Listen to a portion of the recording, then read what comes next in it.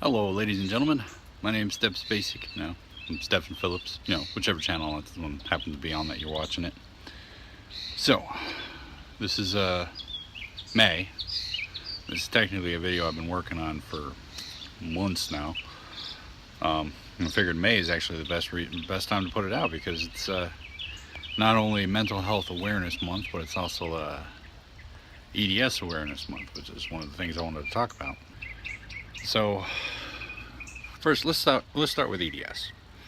EDS is I have a friend who's going to explain it to you in a second, and she's been living with it a lot longer than I have. She knows more about it than I do. She can talk to you better about it than I can. And in fact, I'm technically not even diagnosed with it, so there we go. I'm going to be looking into it here pretty soon. I have to get a hold of her and talk to her about it, but I'm going to use a video of hers, and yes, I did ask her permission. Yes, she did say yes. So I'm not just using it without her permission. I'm going to be interjecting a few things in between, mostly just in caption form. I'm going to write words on the screen there, mostly to elaborate on certain things. Not that she does a bad job of it, but I just wanted to explain some in more layman's terms, I guess, because I know my entire population of subscribers, not everyone will understand everything she has to say. Anyway, let's let her take it away, but I'm going to be in different locations for this. Like right now I'm outside enjoying the nice cool breeze and everything, but I'm going to go inside here in a little bit, get the better camera to shoot the second half of this video. But yeah, she's going to talk about a few things. We're going to cut out some more of the personal things because, well, that's for me, her friends, her family, and all that, not so much for everybody else. But I'm going to cut out a few of the more personal things to leave it more just technical, but also with a bit of the emotional and still in there. Anyway, that was confusing. So anyway, take it away, Michelle. Alright, so I kind of feel the need to do this because things have come up and everything else. I do have to read from something because I am horrible with words, so bear with me. Alright. Okay, so I get asked a lot of questions lately, like, what's wrong? Why don't you talk to me anymore? Why don't you go out to events? Why are you always home? And you don't seem the same, you've changed. Well, I have Ehlers-Danlos syndrome. I'm in constant pain. I keep to myself because there's a lot going on. Sometimes I just can't do things. I'm comfortable at home in case I fall. My anxiety doesn't help. And I have changed. I have changed a lot in the past year, hell, over the past 6 months. So let me explain me and Ehlers-Danlos syndrome, or EDS for short.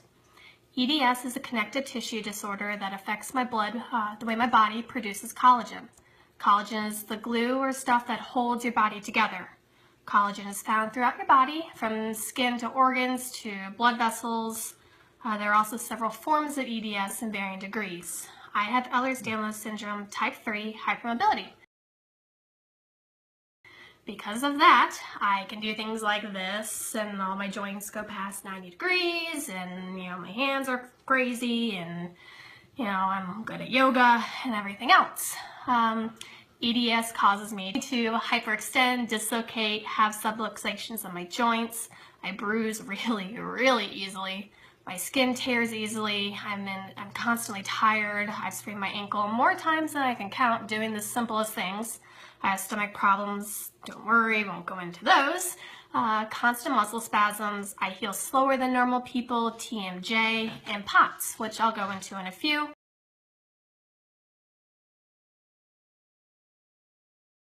And a nice perk of EDS is I have actually really nice soft skin.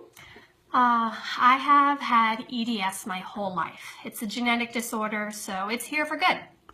It took 28 of my 29 years on this earth for a diagnosis. I was called a liar, a faker, attention hungry, crazy. I even had a doctor when I was in the 8th grade tell me that it's all in my head and I did it on purpose for attention. To be fair, it was a little odd to be clapping and hurt your hand. So since I've lived with this my whole life, I've learned to hide my pain really well. I once walked around for over 3 months with a dislocated shoulder. I can walk around Busch Gardens or King's Dominion and my toe will dislocate and I'll pop off my shoe and put it back in, or I'll suck it up and fix it when I can. So because of this, I have a pretty high tolerance for pain, and when I do vocalize my pain, you know it's bad. Due to the constant pain, I suck it up, I do my job, I put a smile on my face, and I speak in a pleasant voice to hide what's really going on.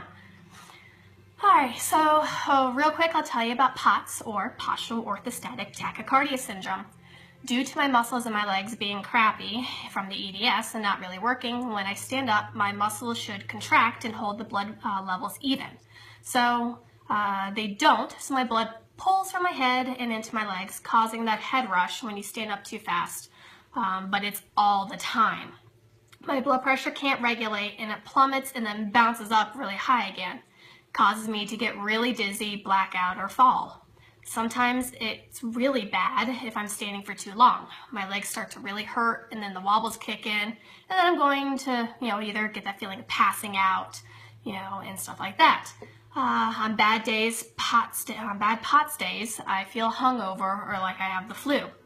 So I have a port in my chest to help since my veins are crappy. My port, I access it myself and I do saline infusions, and it's right here. And you can kind of see it. I'll be accessing later this afternoon. The saline infusions really, really help. I'm the opposite of someone with high blood pressure. I need the fluid, instead of having the fluid off my legs, I need the fluid on my legs. I need the salt, which helps swell up my legs, stabilize my blood, and when I stand up, it doesn't pull down. And it helps me to not pass out and everything else. Alright, so that's a real quick rundown of EDS and POTS, basically me. Lately, everything though has gone down the drain. I was having a great weekend, and then boom, I can hardly walk. My amazing husband had to carry me. I went to stretch out my back and my legs, and I got stuck on the floor. I fell trying to get up. I'm a pretty independent person, which people who know me know. So slowly my independence is being taken away. It's hard to be fine one day, 1 hour, or even 1 minute. And then the next I'm being carried because I'm falling apart. I live every day, day by day, and no two are exactly the same. I'm not going to get better, most likely. If some things, don't change, I could get really bad. Some things have, in the past couple months to a year, have gone really down. It's not a cold or the flu, there is no cure, and you might not be able to see what's going on, but that doesn't mean it's not there. I might be all smiles when you see me, that doesn't mean it's gone away, or that I was faking it yesterday, just that you caught me on a good day, or I just wanted to be normal for just a little bit, as normal as I can be. So please don't stop inviting me to things, please don't stop being my friend, because I have a lot going on. 9 times out of 10, if you invite me to go out and I say no, I'm just gonna stay home, try coming over here. I love seeing everyone, but I just can't always get out. And if I have a choice staying in my house with my blankets, my spot on the couch, I'm going to pick my house. Kind of like if you don't feel good, you want to stay home. So I don't always have the energy to go out, but I have enough energy to play games, hang out, catch up, watch movies, play video games, do whatever, but from the comfort of my own home. My husband and I have had to adjust a lot, so if it's not too much to ask, adjust a little for me or us, or anyone else you may know with an invisible illness. There's a lot out there and you might not know until you ask, or they post something on Facebook. So just ask. It means a lot to them. See them for who they are right at that moment, not who they used to be. They are fighting every day to hold themselves together, most likely by themselves. A little bit of love, understanding, and acceptance goes a really long way. And again, if you have questions, please ask. Normally we'll just hear, and I enjoy, since it's a big part of my life, telling everybody what's going on. If you had something huge going on in your life, you'd want to talk about it too. Mine is just kind of crappy. So please ask, and I do want to say thank you to my great support system that has been there recently. You guys have really done a lot for me in the past couple of months, and it really, really means a lot to me. Maybe just coming over and sitting in pajamas and watching movies, keeping me company, a simple text, anything like that, it really means a lot. So thank you guys again. If you have questions, ask me. If not, talk to y'all later. Bye. Thank you for that, Michelle. So as you can see, I'm inside now. So yeah, EDS is a pretty big thing, especially when I found out that it runs in my family. My aunt actually brought it up, talking about how she was diagnosed with it. She's in her 50s now. She didn't know about it until about last year, maybe 2 years ago. So yeah, like Michelle, she took 28 years to find it out. Well, it's kind of sad because, like she was mentioning, these invisible illnesses, which is what was the basis for the entire video that I've been planning out. But I guess because, May, it's a good time to put it out. And I've been taking my sweet time with it because, to be perfectly honest, I always get emotional when I talk about these things. But yeah, so that means, and I've started to see the symptoms, things that I wrote off as immaterial or, related to other things I suffer with, things I didn't even register as a thing, things like that. Very simple things you can do to tell and see. And, I've always had issues with my joints and everything. And like she was talking about, something, toes popping out of their place when you're just walking around. I have that issue, especially these days. I remember once when I was walking through the hangar bay on my ship, my thigh just seized up on me and I collapsed. I should mention that I went to medical about that, and they actually looked at me and they accused me straight out of lying about it. It's never fun to be all, impervious and immortal and everything, and then all of a sudden have everything just give out on you. Anyway, that brings me to the other thing I wanted to talk about, was mental health awareness. Now, I've made mention of these things before, and like that one video that I privated, I still have it on my channel. It was addressing the Daddy 05 issue, and I didn't want to have that. I didn't want to have that negativity, as it were, so I privated the video. It's still up, but I just hid it away, as it were, in case I ever want to call back to it. But the issues with mental health are serious. I mean, there's definitely a large spectrum of where you can fall on this issue, and I'm only going to talk about my issues because I don't want to address anyone else's. And I'm not going to go too in depth into what the diseases mean, but more what they mean for me. And in a way, they can mean that for you too, and they can mean a complete opposite for some of you. Now, I have been diagnosed. Stressing on the I have been diagnosed part. Because if you feel like you are suffering from any of these disorders, talk to a doctor. Do not diagnose yourself. But I have been diagnosed throughout my life. It's a steady increase, as it were, of issues. I started off diagnosed with chronic depression, clinical depression. Clinical depression. Essentially recurring bouts of depression. And sure, that explains some of my problems and whatnot. And growing up the way I did, various different problems with where I grew up and how I grew up and who I grew up with. And seemed to be explained by that, I get depression. I have depression problems. Okay. And so yeah, my mom, she never treated it. She gave me valerian root and St. John's wort. They didn't really do anything for me. So I suffered through most of high school with this clinical depression problem. And I started reading, started doing research on it, and I'm like, this doesn't sound like what I have. I mean, sure, I'm depressed, but not always. And that's probably when I first got introduced to the term of bipolar disorder, was during my research for clinical depression. Because apparently, in some cases, it can be misdiagnosed as clinical depression. And I'm like, don't diagnose yourself. I stress this again. Do not diagnose yourself. I didn't, sort of. I would tell my friends that it seems like I have this more than I would say I have clinical depression.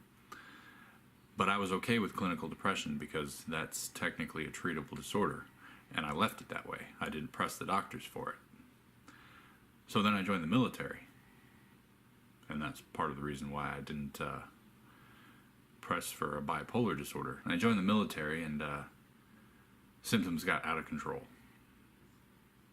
Talking about breaking down in the hallways on my ship, crying, self-mutilation. I have scars on my arms for them. And suicidal ideations, intentions, and attempts.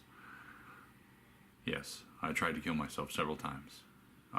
Like 3 times before I was even an adult, and a few more times after that. And that's the times when I came close.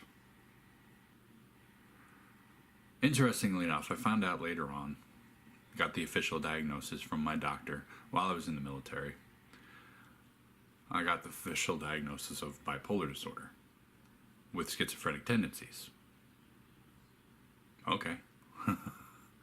Schizophrenic tendencies are the fun part of my bipolar disorder because I can never tell if I'm hearing things properly because I suffer from auditory hallucinations. But I used to suffer from it as a kid, not knowing what it was. I would hear people calling my name.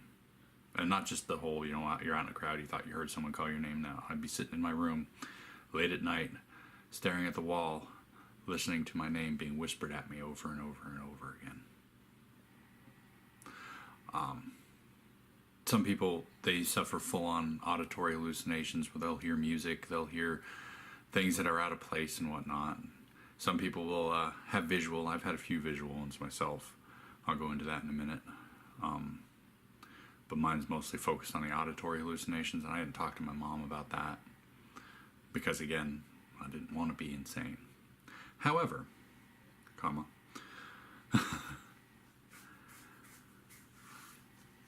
I wanted to die. It's hard to talk about it, but, I wanted to die when I was a kid. I suffered a lot in pain and, things didn't go so well. And I know kids, they all have emotional issues, right? They're all kids, they're all dumb. But I had to find reasons to stay alive. Because I kept telling myself there's something better out there. It gets better. I'll be out there. I'll be out away from where I am now, and I'll have my own life one day, and it'll be better. I'll get my own treatment. My mom's not going to do it. And, the worst part about it is she noticed. She would say, "Oh, you've got issues, huh? Oh, you're sad, huh? Oh, you're lonely, huh?" Yeah, I am. I can't connect with anyone. Nobody. So, I remember the time that happened. My big visual hallucination was I was at a school dance in high school. I was sitting on the curb thinking about just walking off in the desert and dying. And then this girl, she sat next to me and she started talking to me about how her boyfriend was a jerk and how she was tired of it. She asked me what I was doing, and I told her I'm trying to walk off in the desert and just disappear. She called me stupid. I had a kind of on-again, off-again relationship, so to speak, with a figment of my own imagination. She would show up every now and again to talk me out of doing something stupid. Tell me how things were going bad for her in her life. I had a big old story about her, too. Me and my love for stories, I tell you. Can't even escape in my own mind. I didn't know she was not real for a while.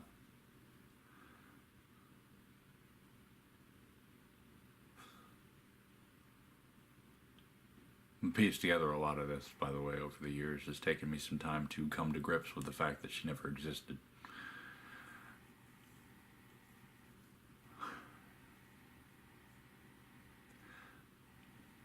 So I graduated high school and I moved on with my life. Went to the military, and my old problems started coming back up again. She was gone by now, by the way. She wasn't going to be back. That's a deeper story I'll talk to you about later sometime, maybe. Who knows? Maybe next May.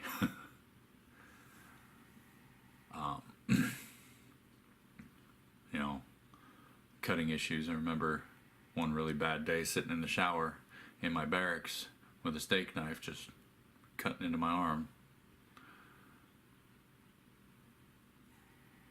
It was rough.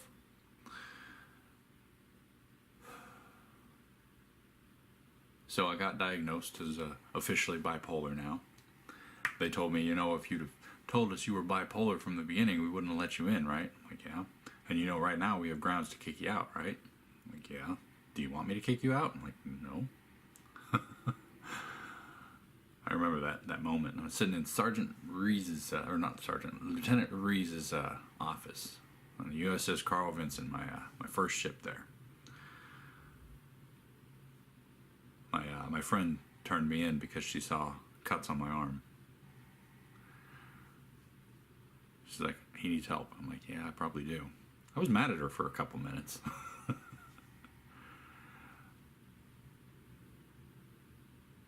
Yeah. Bipolar disorder comes with a degree of lack of control. And as such, you need to find control. You need to find a way to center yourself, to be in control of yourself, to know who you are. And as such, I developed the fun little symptom of obsessive compulsive disorder, you know, the OCD. And yes, been diagnosed with it. Mine's not the traditional one that everyone thinks about when they think about OCD. You know, you got people who, you know, overly cleanly. They have to have everything sparkly clean and everything. And you know, some degree I have that. My hands get dirty, I start to freak out a little bit. I do have the whole poking thing. That's classic from the series Monk. I walk by telephone poles or electric poles and I have to poke them when I walk by so I don't get lost. I count them. Those are probably the only traditional ones. Most people, they'll follow instructions. They'll obey things, and I'll look at things and I'm like, no, I can't do that. Funny story, you know, me and my best friend / sister, I bought her a tent for Christmas, and we took it out and we were fiddling with it, and she's got OCD, but she's got the more traditional version of it than I do, and she's we're trying to put it back in, and she's following the lines from the previous fold, and I'm like, I can't do that, I have to line everything up. And she's like, well, it fit back in there. It came out fine, so it'll fit back in there if we follow the instructions. I'm like, that's wrong. So I had to take a step back because I was just getting in the way, and it was her tent, so I'm like, all right, you go ahead and do it. For clarity's sake, it was actually she who told me to go away. She said, you're getting in my way, move. Yeah. I after that show, Hoarders came out, I used to make the joke that I'm one tragedy away from becoming a hoarder, and you can see that around my house. You know, I have things stacked up on things, and I'm not always the neatest, most tidy person, but you know, I'm clean. That's what matters, right? I'm clean. I'm just not tidy.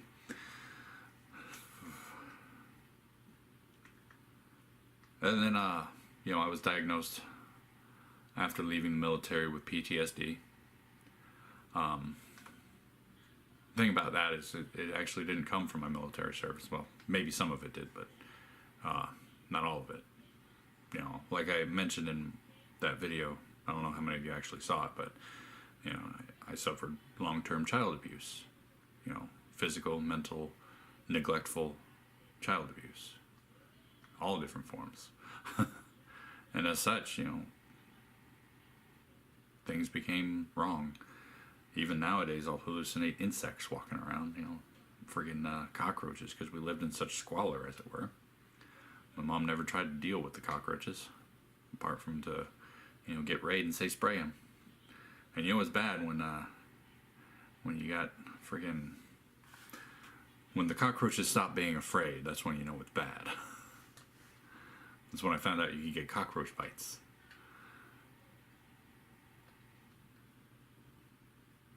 I should point out, though, that I can understand my mom's situation.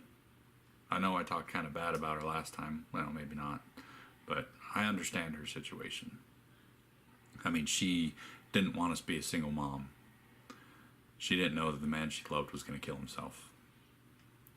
She didn't handle it the best, but when you have a situation thrust on you like that, how are you supposed to handle it? Nobody's perfect. I don't forgive it so much. I forgive her. And I will condemn the actions if I ever see them. But, you know. So how do I manage, you know? I suffer from bipolar disorder with schizophrenic tendencies. I suffer from paranoia. I suffer from obsessive compulsive disorder. Paranoia, by the way, is another symptom. Obsessive compulsive disorder. I suffer from social anxiety. I suffer from all sorts of funny little issues and PTSD and quite possibly EDS. So how do I manage, right?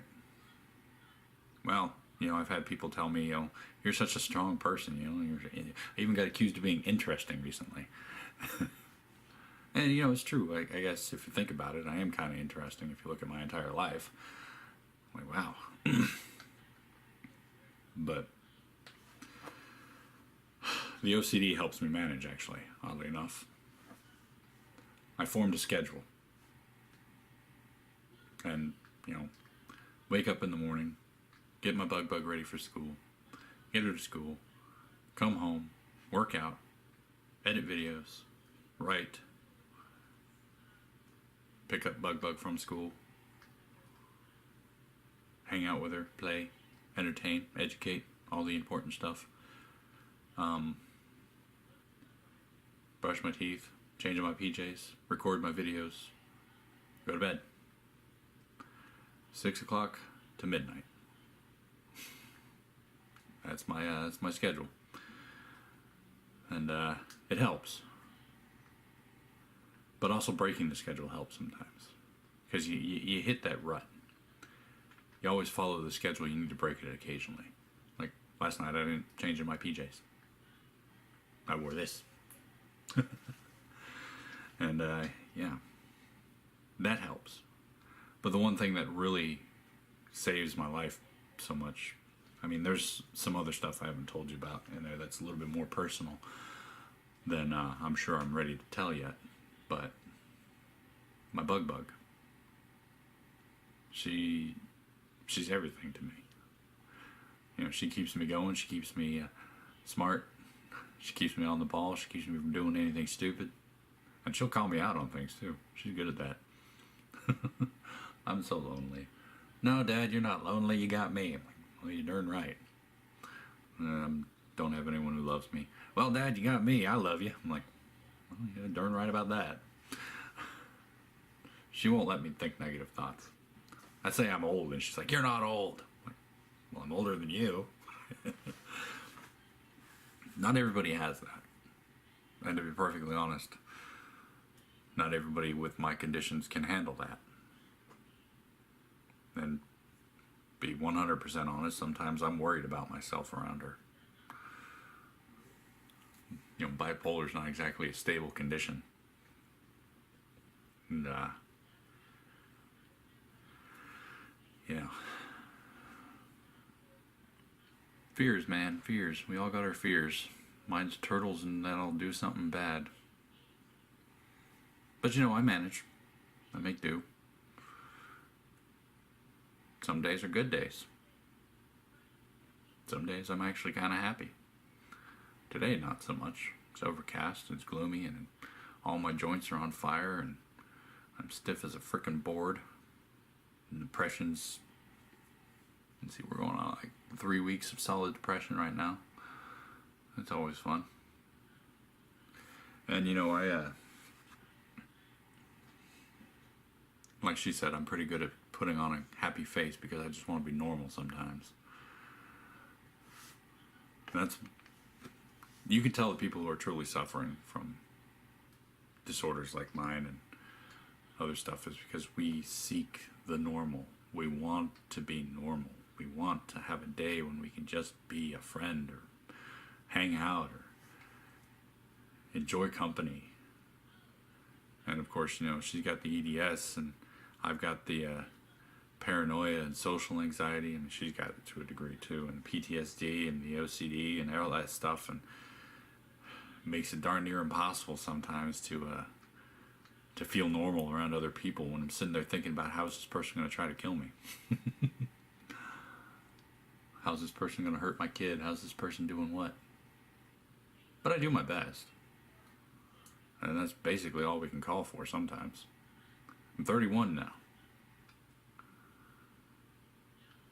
Not that old. I'm going to be 32 in November. It's a good age. 30's the new 20, right? Work out every day. Can't really see it from my gut. Camera doesn't lie, man. But I used to be about 300 pounds. Lost about 50 of them.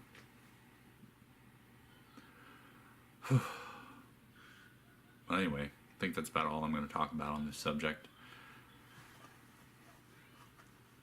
As always, I'm not going to monetize this video because, well, for one thing, I used her footage as well as mine, and also it's talking about stuff that YouTube will probably demonetize me for anyway.